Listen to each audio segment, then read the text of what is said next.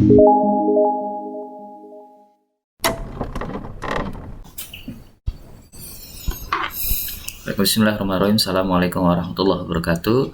Baiklah anak-anak sekalian, kita akan belajar tentang garis dan sudut ya. Ini diilustrasikan bahwa dalam olahraga biliar itu ada bola yang dipukul yang akan membentuk sudut. Nah, kira-kira begini ya, ada garisnya dan akan sudut. Kata kunci kita pada bab ini adalah titik, garis, bidang, sudut, sudut berpenyiku, sudut berpelurus, sudut sehadap, sudut berseberangan, sudut bertolak belakang, melukis sudut, dan membagi sudut. Kompetensi dasarnya adalah 3.10 menganalisis hubungan antara sudut sebagai akibat dari dua garis jajar yang dipotong oleh garis transversal, kemudian menyelesaikan masalah yang berkaitan dengan hubungan antar sudut sebagai akibat dari dua garis yang sejajar yang dipotong oleh garis transversal.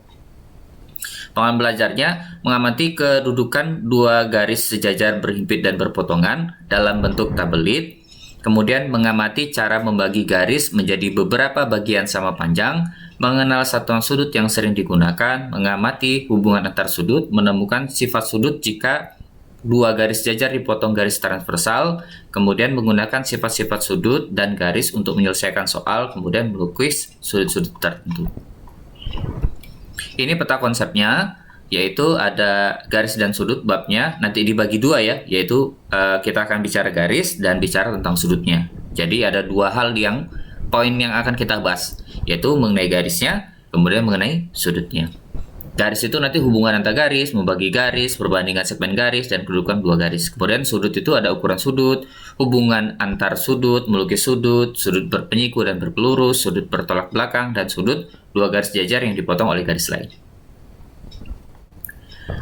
Ya, ini tokoh kita pada bab ini, yaitu Euclid sebelum Masehi ya, 350 sampai 280 sebelum Masehi, disebut sebagai bapak geometri. Ya, inilah orang yang memberikan dasar-dasar kita pada geometri yang kita kenal pada saat ini. Euclid zaman itu udah menulis 13 jilid buku tentang geometri. Jadi buku-buku sampai sekarang itu masih digunakan sebagai dasar. Jadi luar biasa ya. Semoga kita bisa memiliki karya seperti yang Euclid buat. Nah, garis dan sudut. Nah, seperti ini ya. Kalau kalian lihat ya, dalam kehidupan kita sehari-hari, kalau sejajar itu ya kayak rel kereta gini ya. Nah, yang ini untuk ngelihat ngelihat lokasi. Biasanya dipakai oleh pelaut.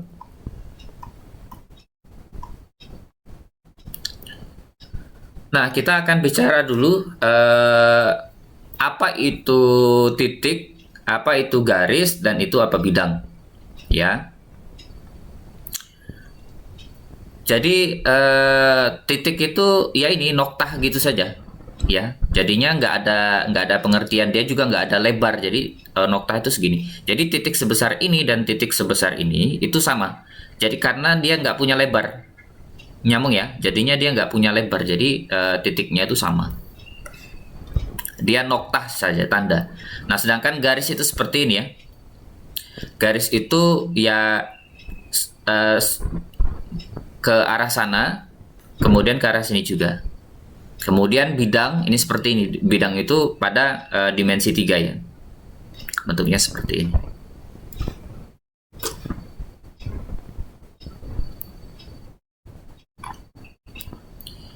Nah, kita akan pertama itu akan membahas hubungan antara titik dan garis. Nah, itu cuma ada dua, yaitu titiknya itu berada pada garis, kemungkinan yang pertama. Yang kedua itu tidak berada pada garis, nggak ada kemungkinan yang ketiga. Jadi ya kalau nggak ada dalam garis, ya di luar garis gitu. Ya sama ya, dalam kehidupan sehari-hari, ya kalau nggak jadi orang baik, ya jadi orang buruk. Nih yang tidak ada abu-abu di antaranya. Jadinya ya, yang bisa kita ambil dalam kehidupan sehari-hari. Selanjutnya hubungan antara titik dan bidang. Keadaan ini juga berlaku pada bidang, yaitu cuma ada dua kemungkinan. Titik itu berada pada bidangnya, atau di luar bidang. Nggak mungkin ada di antara keduanya. Jadi ini saja ya. Kalau nggak di dalam, berada pada bidang, ya di luar bidang. Gitu, gitu ya hubungannya ya. Jadi hubungan garis tadi itu kalau tidak di garis berarti di luar garis. Ini kalau tidak di dalam bidang berarti di luar bidang. Nah sekarang hubungan antara garis dan bidang. Nah ini yang agak sedikit banyak. Misalkan kita punya bidang nih, bidangnya seperti ini ya. Bidangnya bentuknya seperti ini. Nah, ada 3 kemungkinan. Yang pertama, garisnya itu berada pada bidangnya. Berada pada bidang. Yang kedua, garisnya itu berada di luar bidang. Jadi kalau misalnya kita punya apa ya namanya itu kertas lah gitu. Punya kertas, kemudian ada pena. Ada pena, sebut saja pena. Jadi ada 3 kemungkinan ini. Jadi pena ini bisa kita letakkan di atas kertasnya ini. Kemudian kita buat sejajar pada kertas tadi, atau kita tembuskan pena tadi terhadap garis ini, terhadap kertas ini tadi. Gitu ya. Jadi ada 3 kemungkinan. Kita ulang sekali lagi. Kalau titik tadi itu apa? Kalau titik tadi ada di dalam titik atau di luar titik, kemudian ada pada bidang atau di luar bidang. Tapi kalau hubungan antara garis dan bidang itu dia berada pada bidangnya, yang pertama. Yang kedua berada sejajar pada di luar ya, di luar pada bidangnya. Dan yang ketiga menembus bidang yang dimaksud. Itu ya hubungannya. Nah, ini juga sering keluar ya dalam istilah di UN dulu,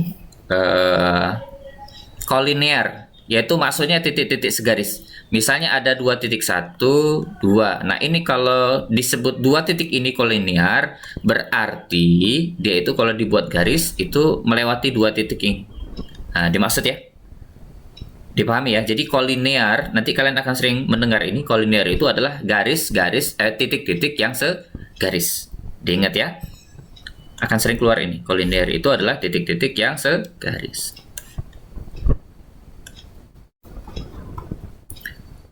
Nah, ini juga sering keluar nih. Kalau ada 3 titik dia sebidang, kan tadi kalau titik kita buat garis ini melewati 2 titik ini kita sebut dia kolinear. Nah, tapi kalau kita tambahkan titik ketiga, kemudian ini kita ubah menjadi bidang ya, misalnya sebuah kertas lah gitu. Ini kita luaskan, kita lebarkan lah begitu, kita buat jadi lebar. Nah, ini kita sebut dengan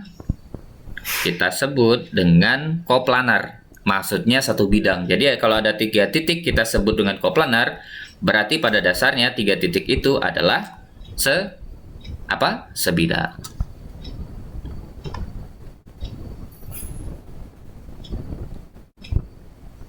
Nah, kita juga akan bahas ruas garis ya. Kalau kita ada garis, misalnya ada garis AC, ini berarti garisnya itu panjang tak terhingga ke atas, ke sebelah kanan dan sebelah kiri. Tapi kalau ruas garis, ujungnya itu titik. Ya, kalau ruas garis kita sebut ruas garis, itu ujungnya titik. Tapi kalau garis dia panjang tak hingga. Seperti itu ya. Jadi kalau ruas garis itu ujungnya titik-titik. Sedangkan sinar nanti tapi ini pengertian saja ya. Dipahami saja, penting pernah tahu. Sinar itu ada titik kemudian tak hingga, kayak sinar sinar senter.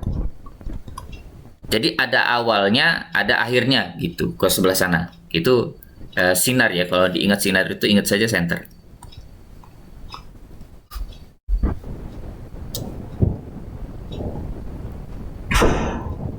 Nah, kita akan bahas yang selanjutnya, itu adalah kedudukan 2 garis. Ya. Nah, kedudukan 2 garis ini baik 2 garis sejajar, 2 garis saling berpotongan, dan 2 garis saling berhimpit pada bidang. Materi ini akan bermanfaat dalam mempelajari segi 4 dan segi 3 pada bab selanjutnya. Selanjutnya yaitu adalah kegiatan 7.2, yaitu membagi ruas garis menjadi bagian sama panjang. Nah, maksudnya gimana? Misalnya gini nih. Misalnya kita punya garis nih, ada garis ya A sampai B. Nah, ini mau kita bagi menjadi 5. Kita mau menjadi bagi 5. Nah, caranya adalah supaya kita bisa membuat garis ini kita potong menjadi 5. Caranya itu adalah kita buat garis AM. Pertama, kita buat garis AM dulu. Misalnya Bapak buat kayak gini ya. Nah, kemudian kalian gunakan jangka. Jadi sebelum ini kalian harus menyiapkan satu penggaris, yang kedua jangka. Kemudian jangka kan bentuknya seperti ini ya. Nah, pastikan bentuknya seperti ini. Nah, kemudian kalian taruh yang tajamnya seperti ini. Misalnya ini tajamnya, tajam. Kemudian yang ini pena. Nah, tajamnya ini diletakkan di sini. Kemudian buat satu. Nah, kemudian gantian lagi, yang tajamnya taruh di sebelah sini, jadi buat 2. Kemudian sama seperti tadi, tajamnya taruh di sini dibuat 3. Kemudian taruh di sini 5. Ketemulah nanti 5. Ada 1, 2, 3, 4, ada 5. Nah, kemudian kalian buat garis dari B ke M ini. Nah, kalian buat kayak gini ya. Nah, ini kan akan menghasilkan sudut kan? Iya nggak? Nah, kemudian kalian bikin garis sejajar dari sini nih. Sejajar dari ini. Gimana cara buat sejajarnya? Ya ini. Bisa kalian gunakan penggaris ya untuk membuat sejajarnya, atau pakai jangka juga boleh. Caranya gimana, Pak? Caranya gini. Kalian tancapkan yang tajam sebelah sini. Ya. Kemudian buat garis di sebelah sini.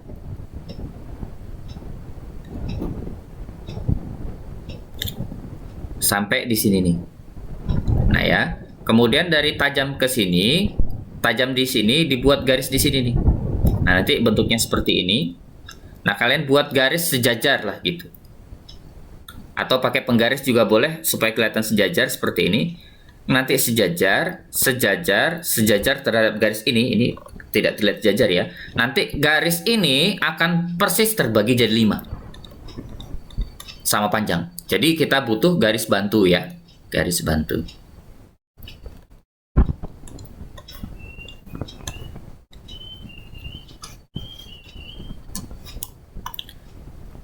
Nah, bentuknya kira-kira seperti ini.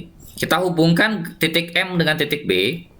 Nah, kemudian kita buat garis sejajar ini yang melewati M ini, sejajar dengan garis MB. Nah, nanti kalau kita buat bisa sejajar, ruas garis AB akan terbagi persis 5. Gitu. Nah, sedangkan ini ya, untuk membagi garis menjadi 2 bagian dengan perbandingan 1 sampai 3. Kalau 1 sampai 3 ya bentuknya seperti ini. Pertama kita buat ruas garis AB. Kemudian sama kayak tadi, karena kita mau bikin 1 sampai 3, berarti totalnya itu 4. Ya, totalnya 4. Berarti kita buat garis 4, 1, 2, 3, 4. Sama kayak tadi. Pakai jangka. Kemudian kita tarik BM. Nah, kemudian setelah itu kita buat, karena 1 banding 4 kan. Berarti 1 banding 3, sorry. 1 banding 3. 1 banding 3. Berarti ini nanti jadi 1. Nih ya, 1 kan kalau kita teruskan kan ini. Jadi 3, 1, 2, 3. Ini jadi 1 nih. 3 banding 1. Nah, jadinya ketemulah kita. Kalau kita mau bagi garis itu jadi apa? Jadi 3 banding 1, bentuknya seperti ini. Oke ya. Nah, demikian untuk pembelajaran hari ini. Lebih dan kurangnya mohon maaf. Assalamualaikum warahmatullahi wabarakatuh.